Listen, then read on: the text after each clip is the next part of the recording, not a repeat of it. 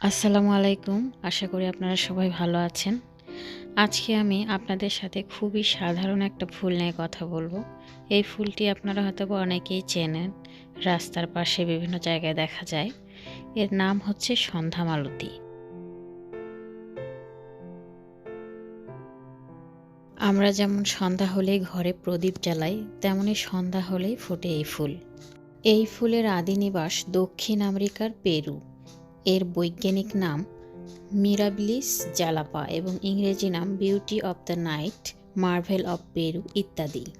সন্ধ্যামালতী বিভিন্ন রঙের হয়ে থাকে। এর একটি অন্যতম বৈশিষ্ট্য হলো এতে একটি গাছেই বিভিন্ন রকমের ফুল ফুটতে পারে।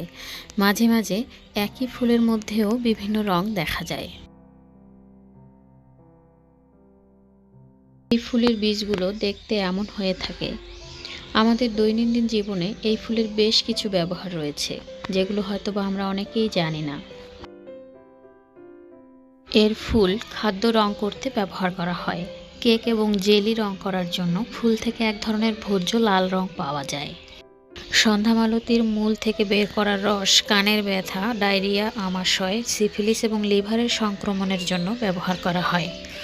শরীরের কোনো স্থানে দাঁত হলে সে স্থানে সন্ধ্যামালতী ফুলের রস লাগালে দাঁত দ্রুত সেরে যায়। এই ফুলের বীজ প্রসাধনী হিসেবে ব্যবহৃত হয় এবং রঞ্জক শিল্পে কাজে লাগে। ব্রাজিলের কায়াপো সম্প্রদায় ভারতীয়রা মাথা ব্যথা নিরাময়ে ক্ষত ধুতে শুকনো ফুলের গুঁড়া ব্যবহার করে। মৌমাছি ও বিচ্ছুর কামড়ের ব্যথা নাশ করতে এর ডাল ব্যবহার করা হয়। এছাড়া বিভিন্ন ভেষজ ঔষধ তৈরিতে এর ফুল ও শিকড় ব্যবহৃত হয়। এই ফুলের চাষ করা তেমন কঠিন ব্যাপার নয়। সাধারণত গাছের চারপাশে বীজগুলো ছড়িয়ে পড়ে এবং সেখানেই চারা গজায়। আপনি যদি বীজ ফেলে রাখেন, কিছুদিনের মধ্যেই দেখবেন যে চারা গজিয়ে গেছে। একবার কোথাও গাছ হলে গোড়া থেকে বারবার গাছ হয়। রোদ এবং আংশিক ছায়াযুক্ত স্থানে গাছটি দ্রুত বৃদ্ধি পায়। ভিডিওটি শেষ পর্যন্ত দেখার জন্য ধন্যবাদ। ভালো লাগলে লাইক, কমেন্ট, সাবস্ক্রাইব করে আমার পাশে থাকার জন্য অনুরোধ রইল। ফুলের ভেষজ গুণাবলীর তথ্যগুলো অনলাইন থেকে সংগৃহীত।